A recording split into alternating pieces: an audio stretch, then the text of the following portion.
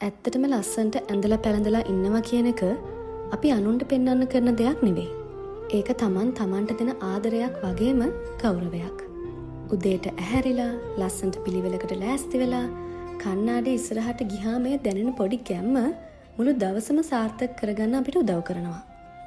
ලස්සන්ට ඉන්නවා කියන්නේ බ්‍රෑන්ඩඩ් පස්සේ දුවන එකවත් ෆැෂන් කරන්න තියෙන පිස්සුවක්වත් නෙවෙයි. ඒක අපේ පර්සනැලිටි එකට ගැලපෙන විදිහට අපි හැඩ ගැහෙනවා කියන එක. අපි ලස්සන්ට ඉන්න හදනකොට අපේ සිතුවිලි තිබේටම ලස්සන වෙනවා. අනිත් අය අපේ පෙනුම ගැන මොනවා කිව්වත් තමන්ගේ පෙනුම ගැන තෘප්තිමත් නම් ඒකෙන් ලැබෙන ආත්ම විශ්වාසය වෙන කොහෙන්වත් ගන්න බෑ.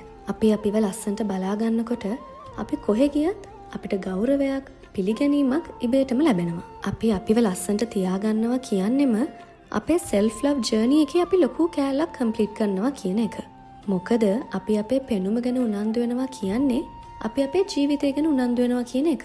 ඒ නිසා ලොකු උත්සවයක් හොඳම දවසක් එනකන් ඉන්නේ නැතුව හැමදාම Tamanට පුළුවන් විදිහට Tamanව ලස්සනට තියාගන්න පුරුදු වෙන්න.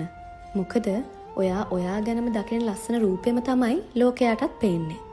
ලස්සනට ඇඳලා හිනාවකින් මුණ සරසගෙන ඉන්නකොට අපිට දැනෙන ඒ සැහැල්ලුව මුළු ජීවිතේම අපේ සුන්දර කරනවා.